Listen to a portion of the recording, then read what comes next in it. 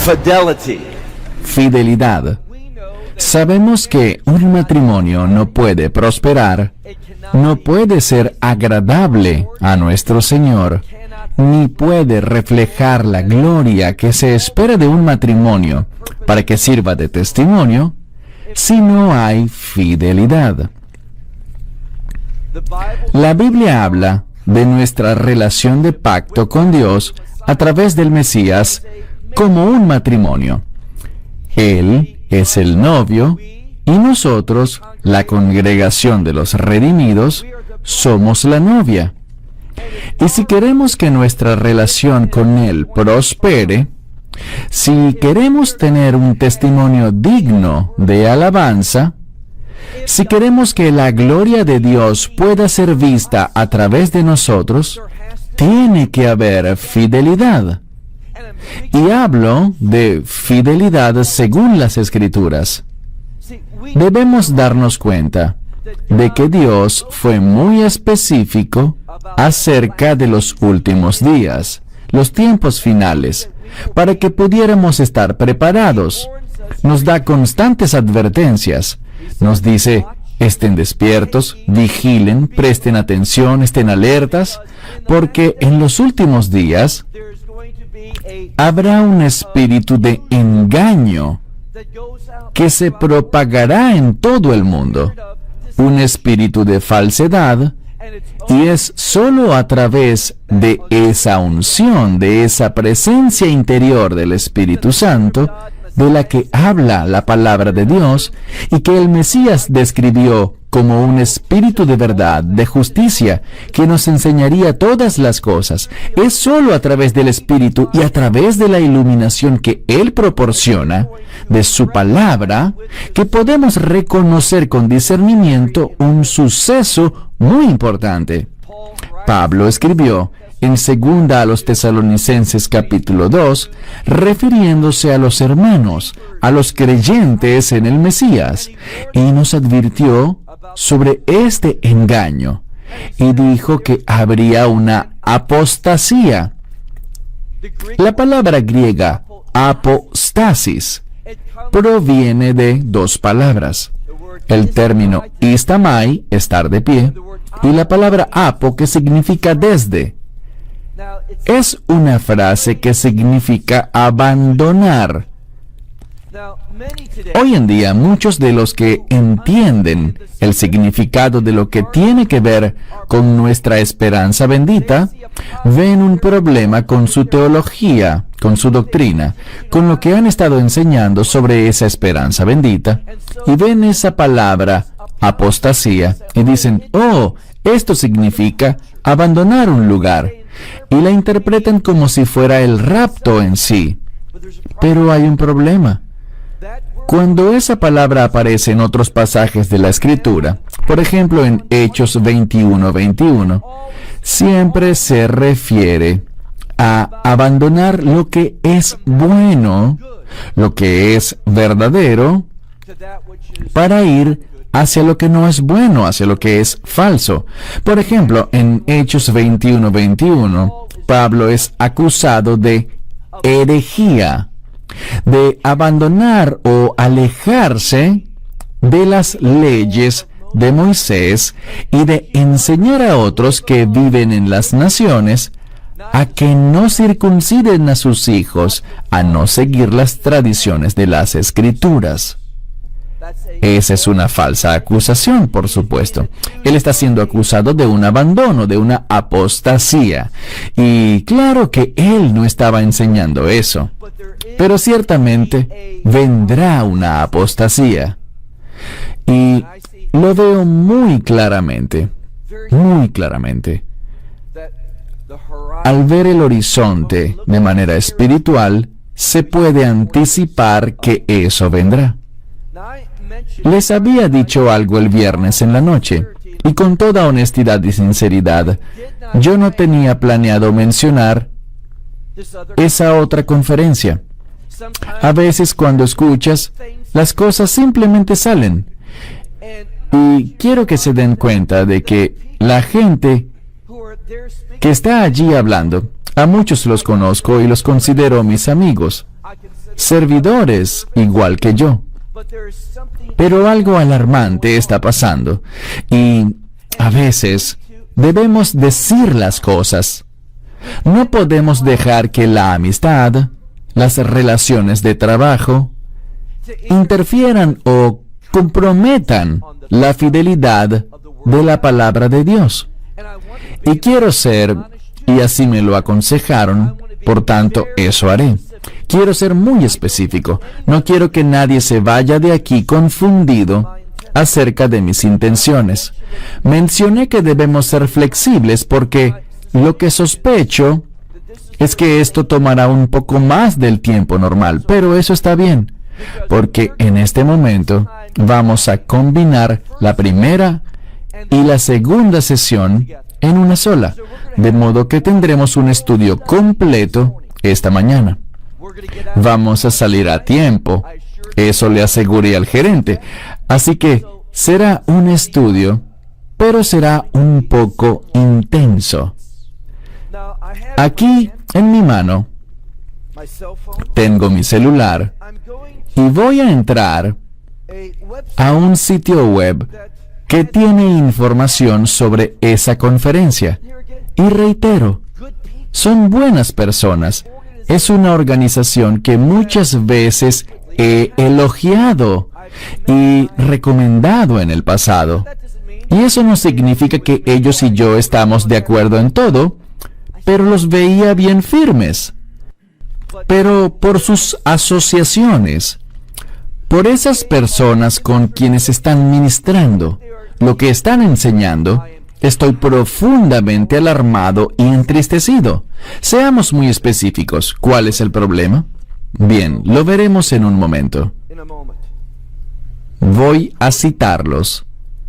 Esto se refiere a una conferencia, y cito textualmente: Israel y el avivamiento mundial que se aproxima. Y eso suena genial, pero la pregunta que debemos responder es: ¿habla la Biblia, en sus propios términos, y seré específico, de que habrá un avivamiento mundial a la luz de lo que ellos dicen? ¿Y qué dicen ellos? Los voy a citar nuevamente. Acompáñenos en nuestra reunión para develar uno de los grandes, y usa esta palabra, misterios. Uno de los grandes misterios de la Biblia. Debemos ser específicos, porque hay misterios en la Biblia. Pero no conozco que esa palabra se use en relación con un avivamiento mundial en el contexto que ellos describen aquí. Y digo esto porque estoy leyendo que dice: queridos amigos, la cosecha más grande que el mundo haya conocido jamás, palabras rimbombantes, la cosecha más grande que el mundo haya conocido jamás, nos espera. Bueno, yo quisiera que ese fuera el caso. Esto no es solo una ilusión, sino que leo que dice, esto es una profecía bíblica. Y bien, ¿dónde está la profecía? Bueno, ellos mencionan una escritura, pues la Biblia dice en Romanos capítulo 11, un capítulo muy significativo, la Biblia dice en Romanos capítulo 11, verso 12, esta es la profecía, que cuando el pueblo judío acepte el Evangelio, eso llevará a un avivamiento que opacará al libro de Hechos. Ahora bien, ¿es eso cierto? Bueno, examinemos las escrituras que han sido citadas. Veamos en Romanos capítulo 11, ese capítulo tan crucial, relacionado con Israel y una promesa muy importante referente a Israel, y lo que sucederá cuando el pueblo judío llegue a la fe.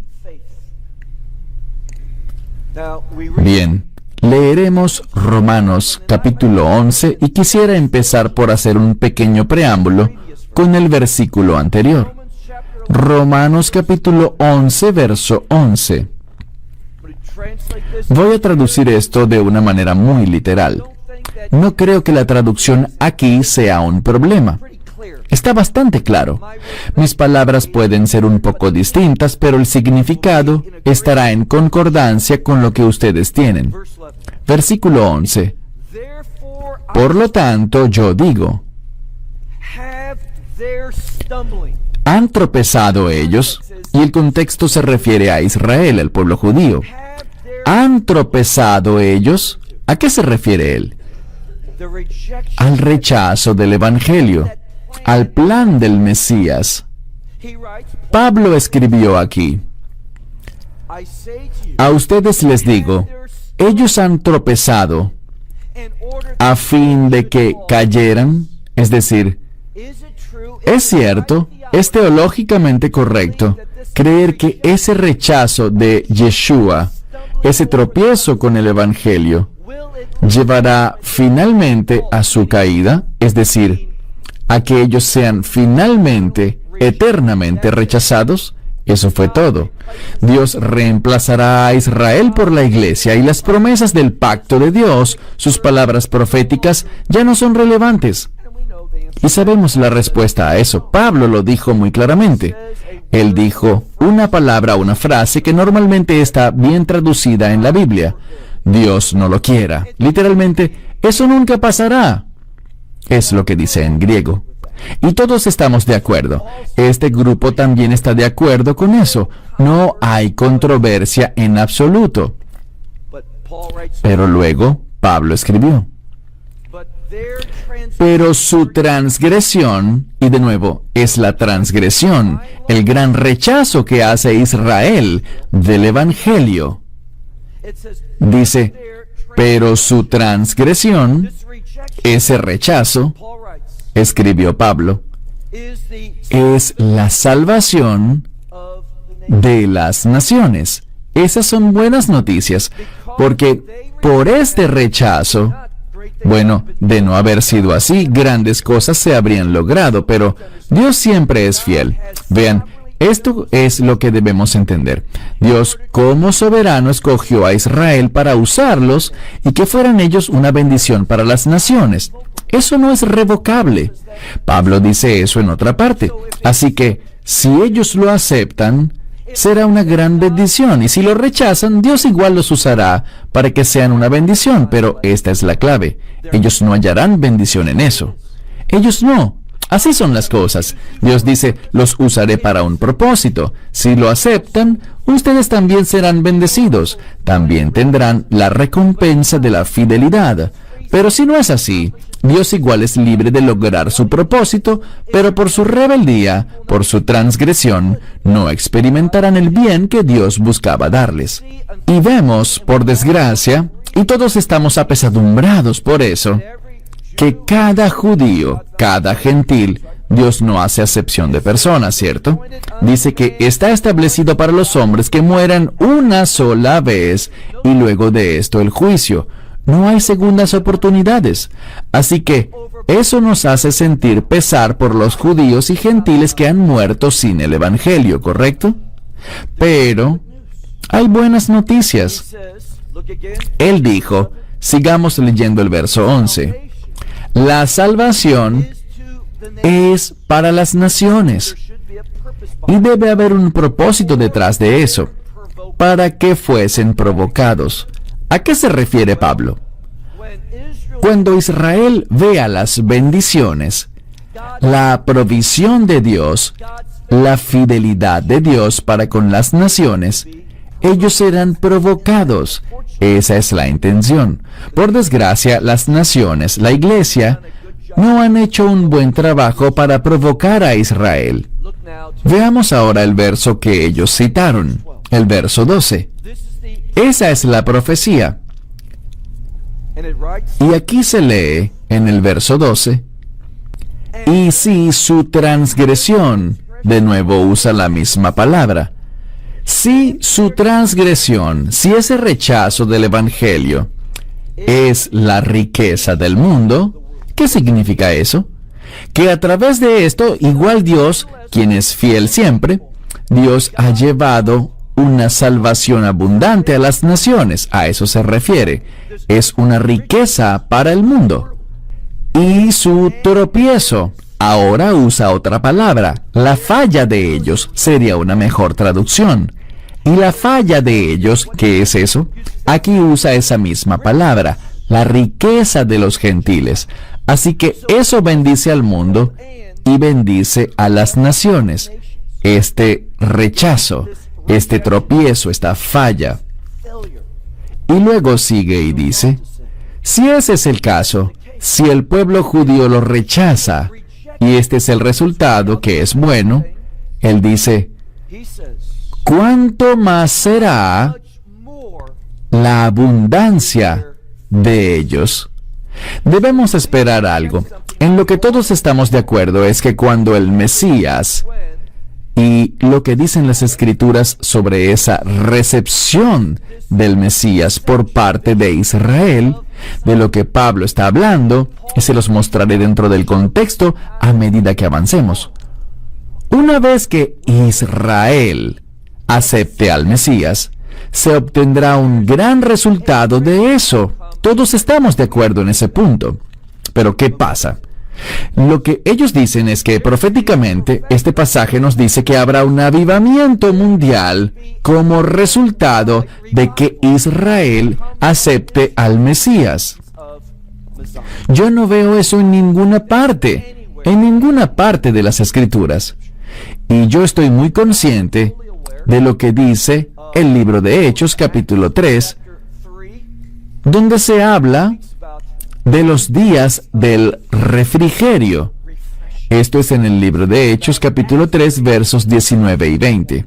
Pero si miramos bien, este tiempo de refrigerio viene antes del Mesías. Si ven en el contexto y leen los versículos 19 y 20, eso prepara al mundo para el Mesías.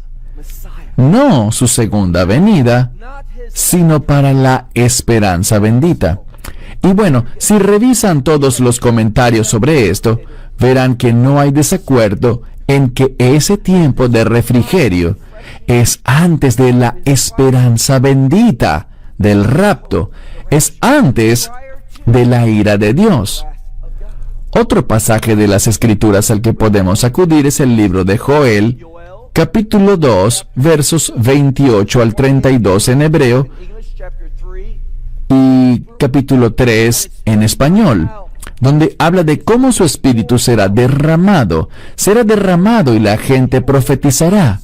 Viejos y jóvenes, los viejos soñarán, los jóvenes tendrán visiones, caerá sobre jóvenes y viejos, sobre el sirviente y la sirvienta.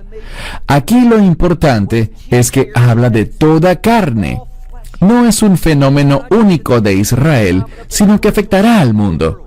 Ahora bien, es muy significativo, ¿no es así?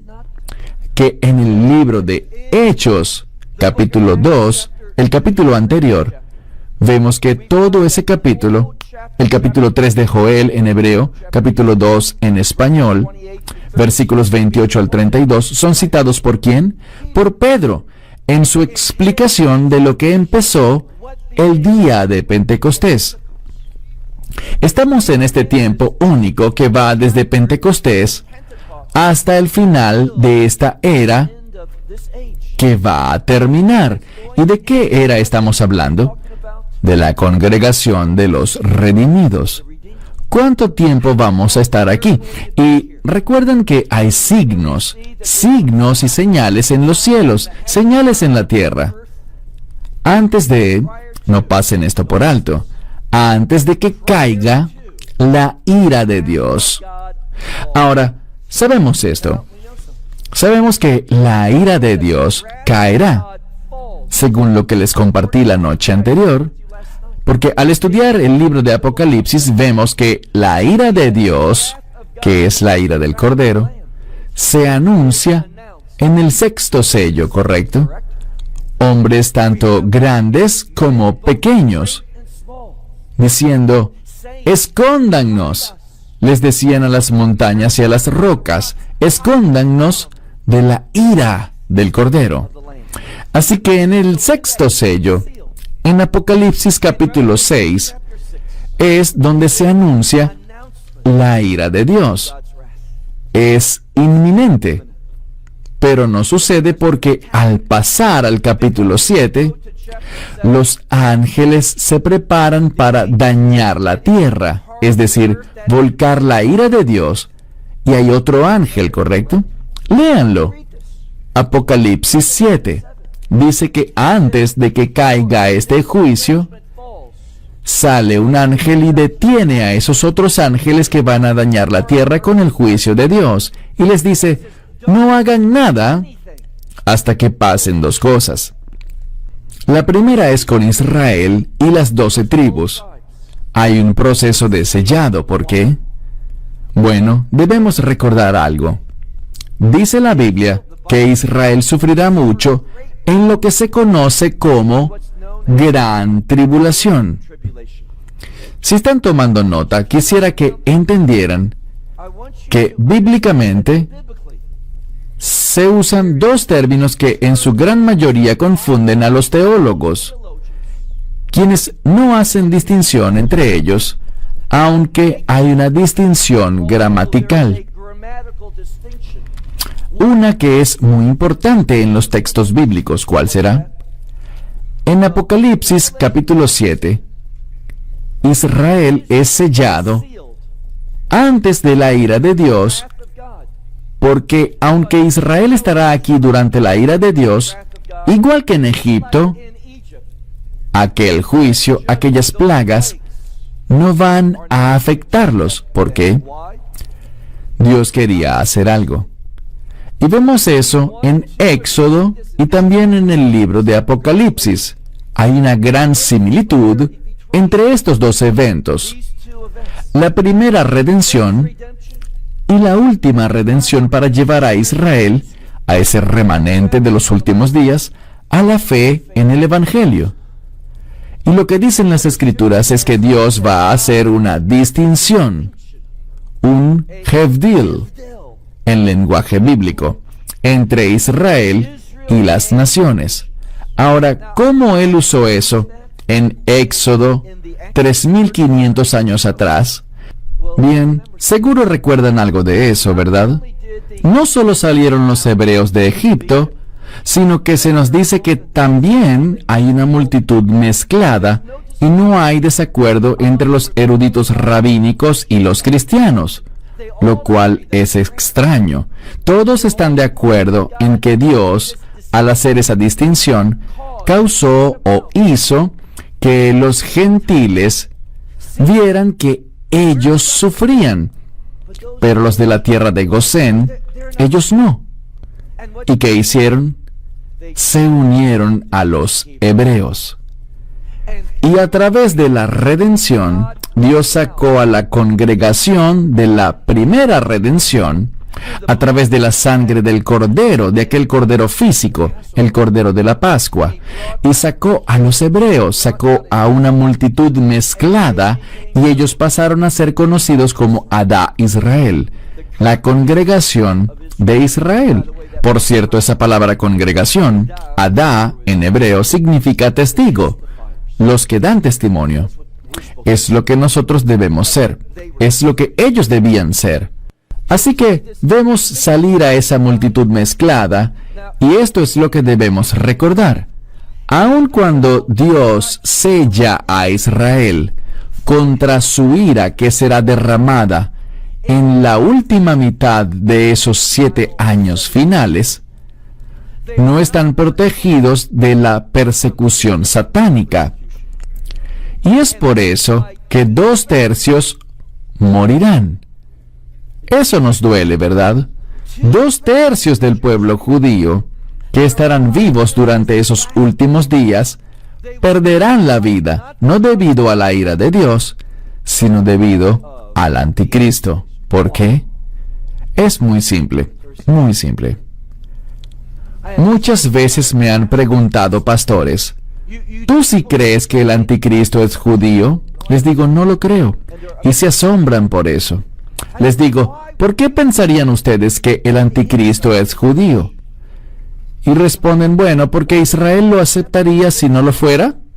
Y yo los reto a que encuentren en alguna parte de las Escrituras un versículo que siquiera insinúe que Israel aceptará al anticristo como el Dios viviente. No. Cuando ocurra la abominación de la desolación, ¿qué es eso? Bueno, sabemos lo que es porque Daniel lo menciona inicialmente en Daniel 9, pero él lo aclara, lo define en Daniel 11, y dice que habrá alguien que se exaltará a sí mismo, se magnificará a sí mismo por encima de todo Dios, de modo que se autoproclamará como Dios. Ese es el anticristo. Y luego el apóstol Pablo toma ese pasaje de Daniel 11 y lo usa en la segunda a los Tesalonicenses capítulo 2. Lean cuando puedan los versos 3 y 4. Segunda Tesalonicenses 2, versículos 3 y 4, donde Pablo lo cita y dice que habrá alguien, y en esto no hay desacuerdo, que será hijo de perdición, o sea, de la destrucción, el hombre sin ley, es decir, los que están en contra de la verdad de la Torá. Ese es el anticristo. Y él entrará en el Neos. ¿Qué es eso? El lugar santísimo. Puede que en sus Biblias diga que entrará al templo, pero no dice eso. Esa sería la palabra griega gerón, y la que está escrita es neos, que significa santuario, en referencia al lugar santísimo. Y se exaltará a sí mismo y dirá, yo soy Dios, adórenme. Y en ese tiempo Israel se negará, y por eso su rechazo del anticristo los llevará a Etzerá, Gil y Jacob, que significa la angustia de Jacob, ese tiempo de intensa persecución que ocurre justo después de la abominación desoladora, en esos últimos 3 años y medio, 42 meses, 1260 días. He aquí lo que deben ver. Cuando la Biblia habla de ese tema que tocaremos más tarde en este mensaje, ese tiempo de persecución de los creyentes, esos que son perseguidos a causa de su nombre, porque caminamos según su carácter, hablamos su verdad, damos testimonio de Él y denunciamos aquello que está mal. Por eso nos odiarán todos, eso dicen las Escrituras, y nos perseguirán. Hablaremos más de eso, pero la Escritura dice que esas personas, esos creyentes en los últimos días, sufrirán por esa persecución, y ese sufrimiento en la Biblia se llama la gran tribulación. ¿Escucharon eso? La gran tribulación. Pero cuando hablamos del sufrimiento de Israel, en la segunda mitad, no en la primera, ese se refiere a nosotros. Nosotros pasaremos por la gran tribulación. La gran. Esos dos artículos definidos, la está incluida. Pero cuando Yeshua, cuando el Mesías habla sobre Israel, este tiempo de angustia de Jacob, en Mateo 24, verso 21, él lo llama simplemente gran tribulación. Así que bíblicamente está la gran tribulación, en la cual él pone esa designación. ¿Por qué? Porque él lo enfatiza, ya que es sufrimiento por su causa, por él. El tiempo de Israel, la angustia de Jacob, es llamada simplemente gran tribulación, no la gran tribulación. Es algo innegable. Si leen Mateo 24, la última parte, desde el verso 16 al 31, tiene que ver con Israel. Y en el verso 21 está esa gran tribulación. Entonces, ¿qué sabemos? Bien, sabemos que Israel llegará a la fe no para llevarnos a un avivamiento mundial. Israel llega a la fe en el Mesías, si miramos la profecía, la verdadera profecía. Zacarías capítulo 12. Israel llega a la fe al final de esos 7 años. ¿Y qué pasa? Bueno, sabemos esto. Debemos hacer una distinción. Somos demasiado casuales con las palabras que usamos. Llamamos las cosas de manera sensacionalista, un misterio. Queremos que la gente entre en un estado de emoción exaltada. ¿Y es que acaso la verdad no es lo suficientemente emocionante? ¿Necesita ser empaquetada y mercadeada de una manera diferente? ¿Es que la palabra de Dios, la verdad, no es motivación suficiente? No hay que volverla sensacionalista, solo hay que enseñarla con sencillez. Lo que encontramos es esto. ¿Recuerdan cuando el Mesías estaba en el Monte de los Olivos? No hablo de Mateo 24, sino de Mateo 23. Cuando estuvo en el Monte de los Olivos y está reflexionando sobre Israel. Y al pensar en la condición espiritual de ellos, ¿qué hace él? Él llora. Llora. Y dice, ¿cuánto anhelo? Esa palabra expresa su deseo, su gran deseo, de reunirlos como hace la mamá gallina con sus pollitos, pero ustedes no estaban dispuestos. Algunos tienen problemas con ese verso. Esto es lo que él dice realmente allí. En verdad les digo, no vendré hasta que ustedes digan, bendito es el que viene en el nombre del Señor. Nosotros como creyentes, anhelamos, deseamos, queremos que Israel diga esas palabras, ¿correcto? ¿Por qué? Ellos deben darse cuenta de la necesidad que tiene Israel del Mesías. Y cuando eso pase, ¿cuál será el resultado? No será un avivamiento mundial. Ojalá fuera así, pero en ninguna parte de las Escrituras dice eso. ¿Qué es lo que dice? Vean, lo que ellos hacen es inferir a partir del texto. Son casuales, descuidados. Y lo digo con toda sinceridad, es una advertencia. Porque si ustedes se ponen de pie y enseñan, Dios dice que tendrán que rendir más cuentas. Debemos ser muy sobrios, temerosos y asegurarnos de qué es lo que predicamos. Bueno, creo que esto es así, esto suena correcto, oí que alguien lo dijo. Eso no es una enseñanza responsable. Debemos tener confirmación en su palabra. Yo no conozco ningún verso y estoy dispuesto, si me equivoco, a hacer un video y me pararé y diré que estaba equivocado. Y ojalá lo esté. Yo quisiera ver eso, quisiera ver un avivamiento mundial. Pero, ¿qué es lo que verdaderamente dicen las Escrituras? En ellas podemos leer, bien, si el rechazo de ellos significa que todos estos gentiles lleguen a la fe, entonces lo lógico es pensar que cuando Israel llegue a la fe, eso traerá un avivamiento aún más grande. Tiene sentido, ¿no es así? Tiene sentido. El problema es que no es bíblico. Es solo que no es escritural. Porque, ¿qué dicen las Escrituras? Vamos al verso 15. Ese es el versículo. Aquí es donde Pablo aclara, donde nos especifica a nosotros lo que pasará cuando Israel realmente, cuando aquella realidad de los últimos días se presente, cuando los cielos se abran, Israel estará en medio de un gran sufrimiento.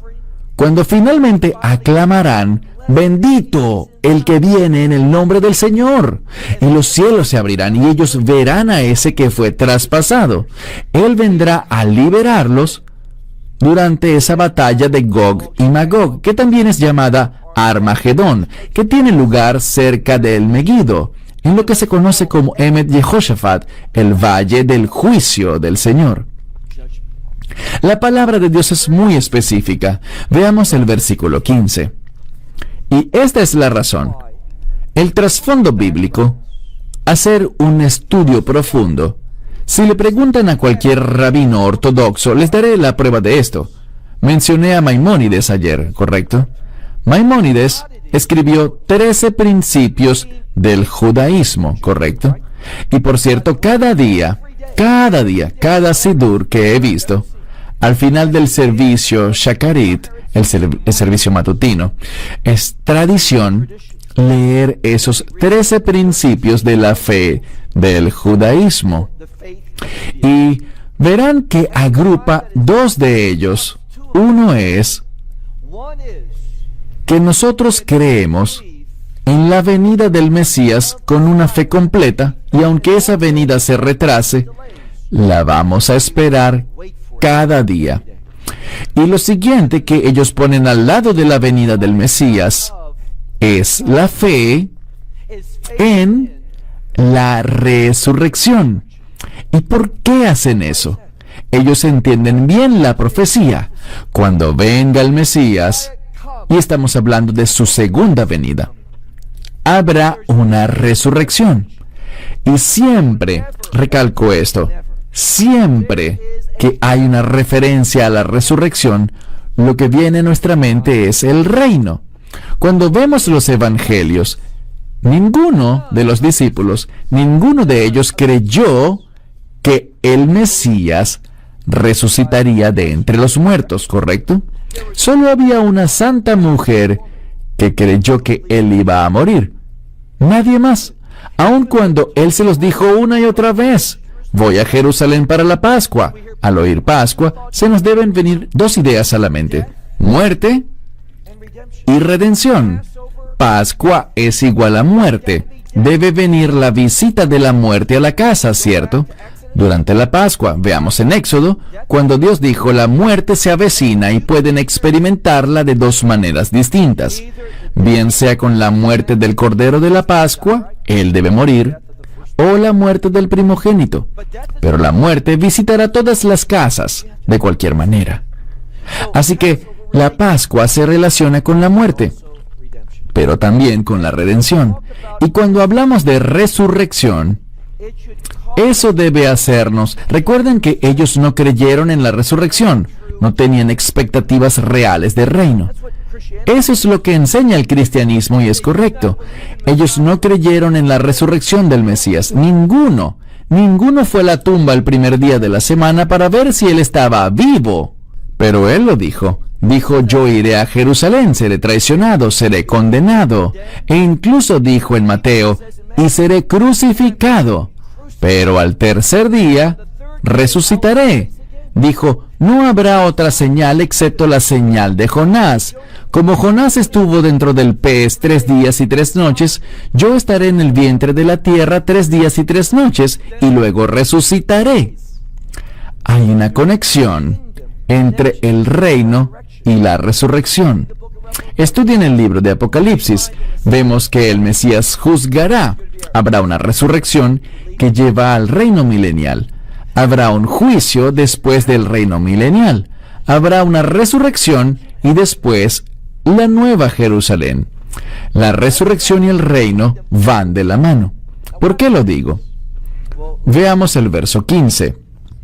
Cada vez que tomamos una sola escritura, esta es la razón por la cual este grupo está aceptando esta enseñanza, porque ellos se han alineado con un grupo que es conocido.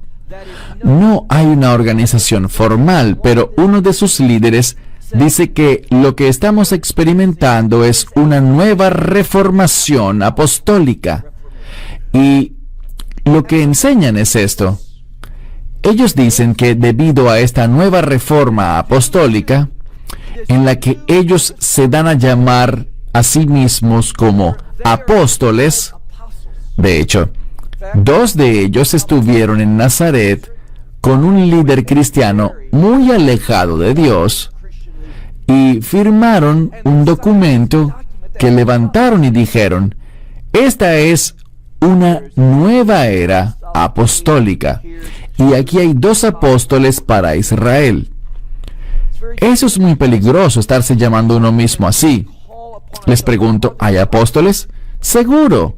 Hay gente que es enviada, pero no apóstoles en el sentido de aquellos 12 apóstoles. Esa conferencia en Jacksonville se celebra en Celebration Church. El pastor de allí está tratando de entrar en este movimiento, y uno de los requisitos es ser un apóstol, haber visto al Mesías, haberlo conocido. Así que de manera muy conveniente, adivinen quién se le apareció a él hace unos meses. Jesús. Y ahora él tiene sus credenciales. Yo también soy un apóstol. Eso es muy problemático. Vean lo que dice la Escritura. Versículo 15. Esto es lo que podemos esperar cuando Israel, y eso pasará en los últimos días, al terminar esos 7 años finales. ¿Qué vendrá? No será un avivamiento mundial, sino que esto es lo que dice la palabra de Dios. Romanos 11, verso 15.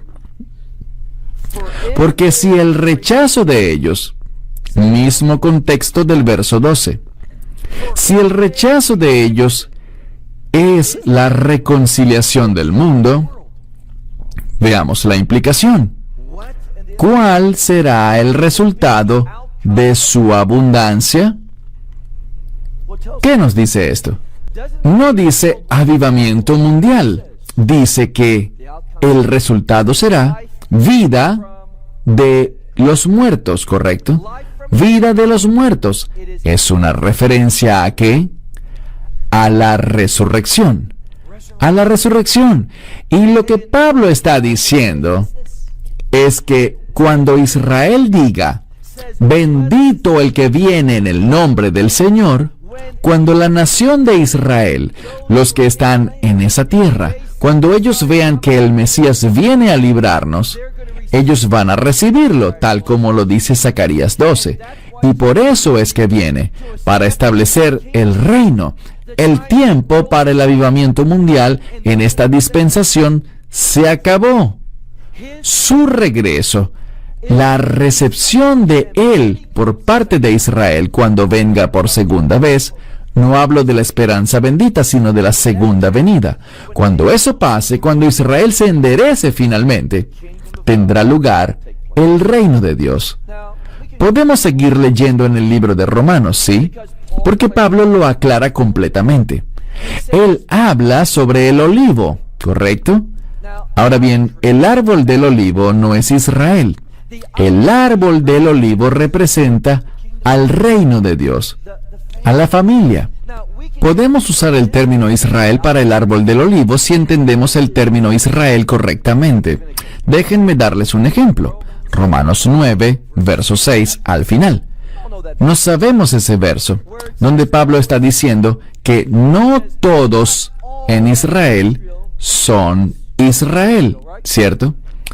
No hay dudas ni desacuerdos. Él está usando el término Israel de dos maneras distintas.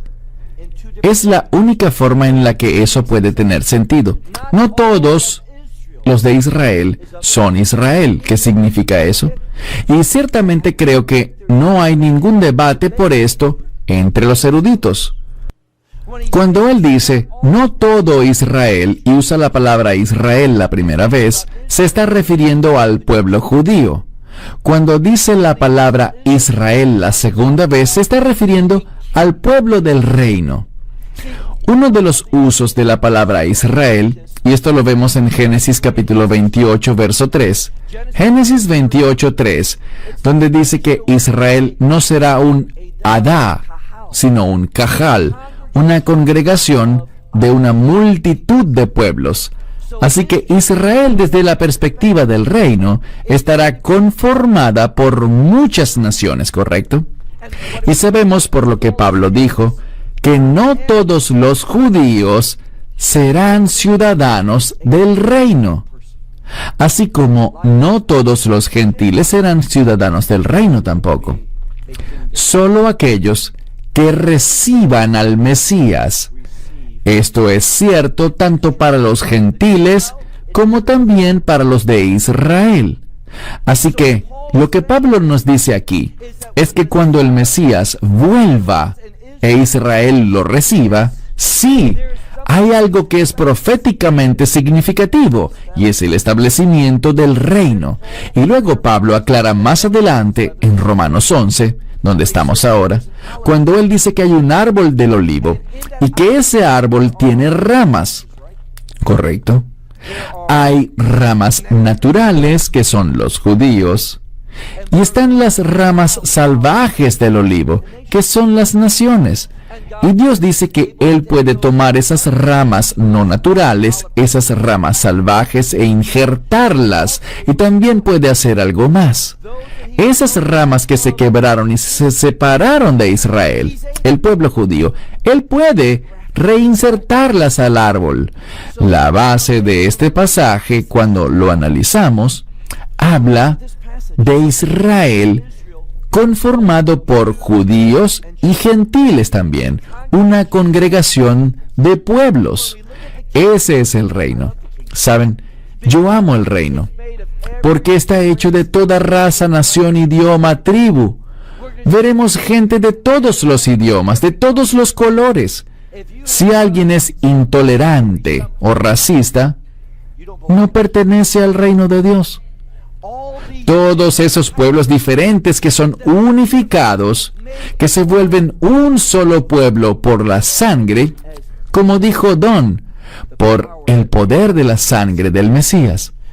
Así que Pablo sigue hablando hasta llegar a un versículo muy importante que ha sido muy mal interpretado. Y luego todo Israel será salvo. La gente usa ese verso de manera incorrecta. La frase todo Israel será salvo solo tiene que ver parcialmente con el pueblo judío, solo una parte. Para ver lo que Pablo dijo aquí, hay que leer el contexto. No es difícil, solo se necesita leerlo lentamente, anotar las cosas, investigar términos y definiciones. La palabra de Dios es muy consistente. Cuando entiendes bien un pasaje, eso te prepara para el siguiente, que a su vez te prepara para el que le sigue a ese. Y al ir creciendo en la palabra de Dios, ellas no están ocultas, no son un misterio, son sorprendentemente claras y específicas. Y lo que Pablo dijo es que el endurecimiento había sucedido en parte, ¿correcto? Siempre ha habido judíos en el reino, creyentes en distintas épocas. De hecho, si leen el libro de Hechos, Hechos 15 habla de una gran convención en Jerusalén para ver si se les permitía a los gentiles entrar a la congregación de los redimidos. Cuando vemos esto, y se habla de Israel, de este reino, creación, él dijo que le había ocurrido un endurecimiento en parte al pueblo judío. Esa disminución de Israel tiene que ver con un cierto periodo de tiempo hasta que suceda ¿qué? La plenitud de las naciones, ¿correcto? ¿No es eso lo que dice? De modo que el endurecimiento de Israel por su incredulidad, por querer establecer justicia en sus propios términos, fue lo que dijo Pablo. Ellos están endurecidos por un tiempo, en parte, hasta que haya entrado la plenitud de los gentiles. Y luego, ¿qué va a hacer Dios cuando esa plenitud esté lista? ¿En quién volverás a poner su atención? En el pueblo judío. Y Él va a volver. Ellos lo verán. Ellos lo recibirán. Así que tenemos a Israel con una porción de gentiles y una porción de judíos. Y cuando esa porción de gentiles esté completa, entrará la porción de Israel, y luego dice que todo Israel será salvo. Él no se refiere a todos los judíos. Ojalá fuera así, pero no es lo que dice la Escritura. Cuando habla de todo Israel, se usa como lo usó Pablo en Romanos 9:6, la segunda vez. Todo Israel, tanto judíos como gentiles. Y luego él nos recuerda cómo esto llegará a su conclusión. ¿Cuándo se establecerá el reino? Él cita la escritura de Isaías 59, verso 20, donde dice: un redentor vendrá de Sión, y él quitará el pecado de Jacob. ¿De qué nos habla esto? No hay debates al respecto. El Mesías vendrá en los últimos días para redimir al pueblo judío. Ellos serán redimidos por la vista cuando lo vean a él. Esta es, entonces, la explicación. ¿Cuándo será salvo todo Israel? En los últimos días, cuando esa porción final de Israel, el pueblo judío, llegue a la fe a través del Mesías, ese que viene de Sión, con el propósito de perdonar y lidiar con los pecados de Israel. Y vemos una y otra vez que viene el Mesías, y es ahí cuando Israel será salvo. ¿Y qué pasa después? El reino. Y de nuevo, digo esto públicamente, esto se subirá a internet. ¿Cierto, Gary? Lo pondremos al aire. Si alguien puede encontrar una escritura que diga: no, cuando Israel sea salvo va a ocurrir un avivamiento mundial, entonces yo grabaré otro video diciendo: fui un engañador, dije algo que era falso, me arrepiento públicamente, igual que esos que hablan falsedades sobre las 4 lunas de sangre, así como ellos deberían hacerlo. Debemos entender que esto es algo serio. Están engañando a la gente. Y antes de ir al pasaje al cual quiero que vayamos, quiero que recordemos algo. Lo que realmente me motivó a compartir esto son las horribles, ¿es ese un buen adjetivo? Las horribles asociaciones que los de Revive Antiquón tienen con falsos maestros. Lo siento, puede que ellos me agraden, puede que me asocie con ellos y los vea como hermanos, pero cuando ellos se asocian con individuos que están tan alejados de las enseñanzas bíblicas sanas y que consienten expresiones y manifestaciones que según ellos son del Espíritu Santo, pero que yo sé que eso no es de Dios, porque donde está el Espíritu Santo hay edificación, hay rectitud. Yo los pongo en duda. Pudiéramos mostrar en pantalla unos ejemplos de eso y dejar que ustedes decidan. Hace pocas semanas, mi esposa subió un par de videos porque yo me sentía afligido por eso, al igual que ella. Pero yo pensé, como se lo dije a Mitchell y a Israel, y les pregunté: ¿pueden hacer esto? Me sentí abrumado. No dejen que esas expresiones demoníacas, porque eso es lo que son, entren en este lugar. Creo que por eso Don sintió la necesidad de orar del modo en el que oró. No queremos eso. Ustedes pueden verlo. Si quieren, búsquenlo en YouTube. NAR, que son las siglas en inglés de Nueva Reforma Apostólica. NAR Watch Israel. NAR Watch es un canal de YouTube de un grupo de personas en Israel que comparten mi misma inquietud. Ambos queremos ver que la gente de Israel y la de todo el mundo llegue a la fe. Y estamos muy convencidos internamente de que esas asociaciones y las manifestaciones que según estos grupos son de fuego divino, agua que cae del cielo, estamos totalmente convencidos de que eso es satánico. Eso es demoníaco. Y no debemos asociarnos con esos grupos que enseñan y practican esta clase de falsedades. Donde está el Espíritu Santo, hay edificación. Tomen sus Biblias y busquemos el libro de Lucas. Lucas capítulo 21. Haremos esto rápidamente para recordar. Tenemos 2 reportes y quiero dejar un tiempo prudencial para esas personas. Pero sí quiero que miremos uno de estos pasajes brevemente. Lucas 21, iniciando con el versículo 12. Verán, esta escritura es similar, pero algo distinta, a Mateo 24.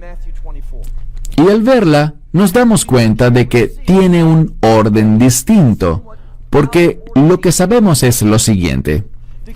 Cuando leemos Mateo 24, dice que habrán guerras y rumores de guerras, conflictos étnicos, nación contra nación, terremotos, hambrunas, pestes, todo tipo de inestabilidad. Y dice que luego perseguirán a los creyentes, en ese orden. Pero noten lo que dice aquí. Se habla de estas cosas que acabo de mencionar: guerras, rumores de guerras, terremotos, pestes. Y luego dice en el verso 12, pero antes de todas estas cosas, hay que tener cuidado porque la palabra griega, pro, normalmente significa antes, en un sentido cronológico. Pero muchos eruditos, y pueden investigarlo, yo lo hice, la mayoría de los eruditos entienden que lo que él dice ahí no es cronológico, porque sería incongruente con lo que dice en Mateo 24. Cuando dice, antes de todas estas cosas, no está hablando en un sentido cronológico, sino en un nivel de importancia. Para el Mesías es más importante el que seas perseguido por tu fe que un terremoto o que una peste. Esto es importante para él porque nosotros sufrimos en su nombre. Es nuestro testimonio, uno que él puso en nosotros, lo que causa ese sufrimiento. Así que él dice aquí, antes de todas estas cosas, queriendo significar que eso es de la mayor importancia para él. Antes de todas estas cosas, ellos les echarán mano a ustedes. Ellos van a agarrarnos con un propósito. Por encima de todas estas cosas, ellos les echarán mano a ustedes, los perseguirán y los entregarán a sinagogas y cárceles. Ahora bien, la palabra sinagoga sale en todo el Nuevo Testamento, pero debemos darnos cuenta de algo. Si le preguntan a un historiador en Israel, uno religioso, ¿dónde estaba la primera sinagoga?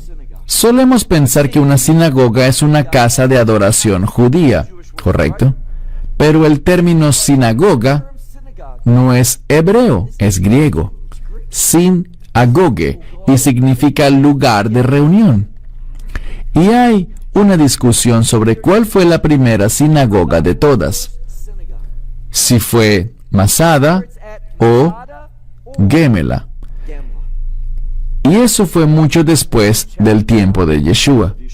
¿Y cómo puede ser esto? Bueno, es muy simple.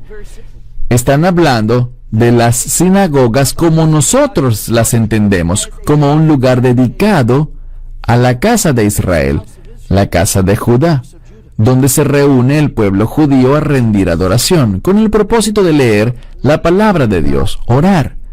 Pero al ver el Nuevo Testamento, cuando dicen sinagoga, se refieren a un lugar de reunión como un centro comunitario. Y una de las cosas que se hacían en las sinagogas eran juicios. Así que no piensen que hablaban de una casa religiosa judía de adoración. Él está usando el término de la forma en la que se usaba en casi todo el Nuevo Testamento, como un lugar de reunión. ¿Y por qué se le asocia también con un aspecto religioso? Porque en Shabbat y los lunes y jueves usaban ese sitio para leer la Torá. pero tenía muchos otros usos. Era un lugar para usos múltiples. Así que cuando aquí dice que los entregarán a sinagogas, se refiere a que los llevarán a juicio, a ser examinados por los líderes de la comunidad. ¿Y qué pasará? Bien, seremos condenados y nos pondrán ¿en dónde? En cárceles. Y nos llevarán ante reyes y gobernadores, es decir, gobiernos tanto locales como nacionales. Y todo esto ocurre con un propósito. Pero antes de mencionarlo, Él nos dice el por qué. Por causa de mi nombre. ¿Quién está hablando? Yeshua. Todo esto le pasará a los creyentes, por causa de mi nombre. Pero, miren el verso 13. Son buenas noticias. Eso tiene un propósito. Cada vez que sufran por su nombre, eso tiene un propósito y Él nos dice cuál es. Pero esto traerá algo como resultado. Eso les traerá algo a ustedes. Es con el propósito de testificar, dar testimonio. Así que podemos esperar que eso pase. Yo diría que no es la salvación de Israel lo que llevará a mucha gente a la fe. Yo diría que es más bien la persecución de los creyentes. Mucho antes de esto, en los últimos 7 años, pero antes del final en sí, habrá un testimonio, testigos del Evangelio. ¿Y qué nos dice el verso 14? Por eso, pongan en sus corazones, es decir, tomen la decisión. Pongan en sus corazones o tomen la decisión de no predeterminar, no premeditar sobre su defensa. Lo que deben decir o lo que no deben decir. Él nos dice que no hagamos ninguna preparación. Pero eso no aplica para los sermones. Eso aplica para dar testimonio en este tiempo único y particular. Él nos dice en el verso 15, porque yo, ese es el Mesías, porque yo les daré a ustedes una boca y sabiduría. Él tomará el control de nuestra boca. Él nos dará sabiduría, la cual sus oponentes, esos que van en contra de ustedes, no podrán contradecir ni resistir. Sin embargo, vean el verso 16. Pero ustedes serán entregados o traicionados por sus padres, por sus hermanos o hermanas, por otros parientes y amigos, y ellos matarán a algunos de ustedes. Ahora bien, esto es, ¿saben? Tengo un libro que dice promesas de la Biblia. Eso no está aquí, pero es justamente eso. Esto es una promesa. Es una promesa. Esto va a suceder. Estén preparados. La Escritura dice que Dios no miente. Esto va a suceder. ¿Y saben qué? A veces somos aquí en Occidente tan tontos porque solo pensamos en lo que sucede aquí. Hay tantos lugares donde los creyentes están sufriendo a causa de su nombre. Y lo que nos dice la Escritura es que ese sufrimiento, esa persecución que está empeorando y se pondrá peor, está sucediendo en otros lugares y va a suceder también aquí. Estén preparados para eso. Lo que está sucediendo es esto. Hay una falsa enseñanza y ese grupo conocido como la Nueva Reforma Apostólica, a ellos realmente no les gusta la profecía. Y la razón por la que digo esto es porque ellos enseñan que ese gran avivamiento mundial tendrá un efecto. Le dará a la iglesia, y estoy hablando en su lenguaje, le dará a la iglesia autoridad sobre los medios, sobre la educación, sobre los gobiernos, sobre las artes, sobre toda la sociedad, que ese avivamiento mundial será un triunfo de tal magnitud que tendremos todo listo y luego el Mesías vendrá.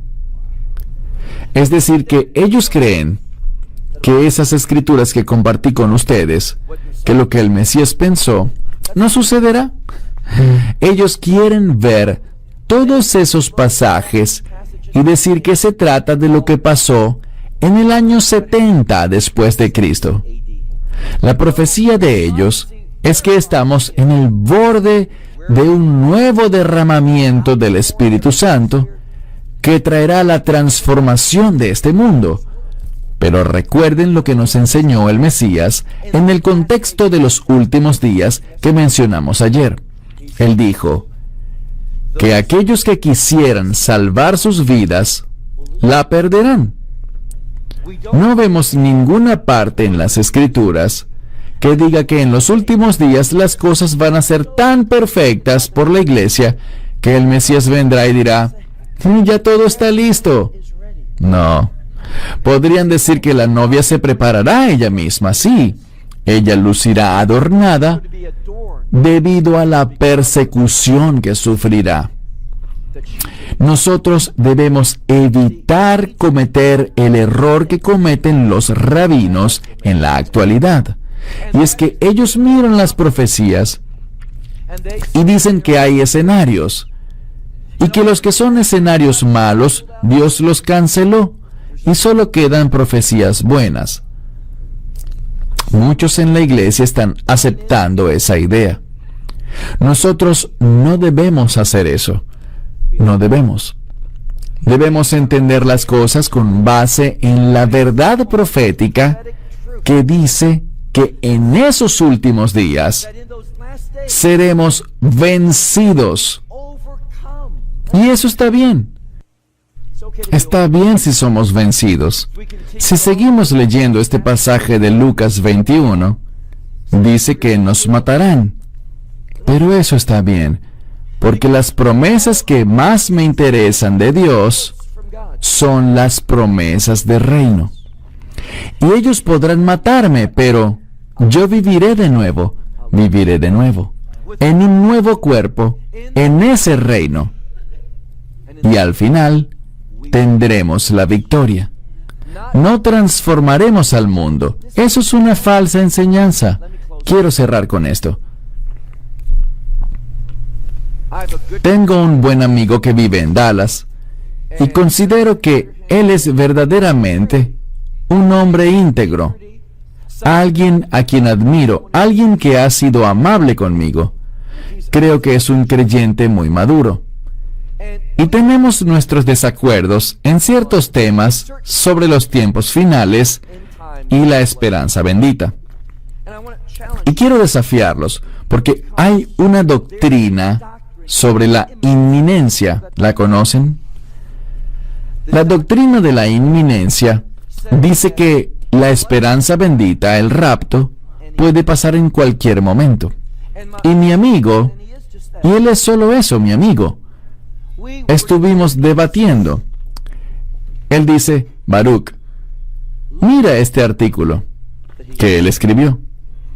Me dice, mira esto, tengo 10 versículos que demuestran, que prueban que la esperanza bendita del Mesías es inminente. Así que se los recibí. ¿Y qué debí haber hecho? Leerlos, revisarlos. No tienen idea de cómo utilizan citas todos estos falsos maestros. Yo creo que lo que vemos en Internet, y no estoy acusando a mi amigo para nada de ser un falso maestro, pero los falsos maestros más grandes son los que más citas usan para apoyar sus ideas. Lo que yo les aconsejo es, léanlas. Escribí un corto libro, Rivka lo mencionó anoche, se titula La Esperanza Bendita. No digo esto porque quiero que lo compren, sino que lo digo porque allí analizo esos 10 versículos que él mencionó. Y no solo él, Esos son los que la gente cita en la doctrina de la inminencia. Los invito a que los lean y vean si realmente dicen algo sobre su regreso supuestamente inminente. La respuesta, amigos míos, es no. El principal versículo que usan es: nadie sabe el día ni la hora, ¿no es cierto? Sí, pero solo porque no sepamos el día ni la hora, no quiere decir que puede ocurrir en cualquier momento. No es cierto. No es cierto. Revisen esos versículos, véanlos por ustedes mismos, no se dejen engañar por tantas citas bíblicas maravillosas sacadas de contexto. Tómense el tiempo de leerlas. Se sorprenderán, y mucho, de lo que realmente dicen y de lo que no dicen. Esperamos que te hayas edificado con el mensaje de hoy y lo compartas con otros. Te invitamos a seguir nuestros estudios cada semana por este canal y por el portal de YouTube de Amarás a Israel. También puedes descargar nuestra aplicación móvil gratuita, Mi Estudio Bíblico. Finalmente, para obtener más información sobre nosotros, visita nuestra web amarasaisrael.org, donde encontrarás otras conferencias de Baruch en audio, video y texto. Hasta el próximo programa. Que el Señor te bendiga en Yeshua HaMashiach, Jesús el Mesías, mientras caminas con Él. Shalom desde Israel.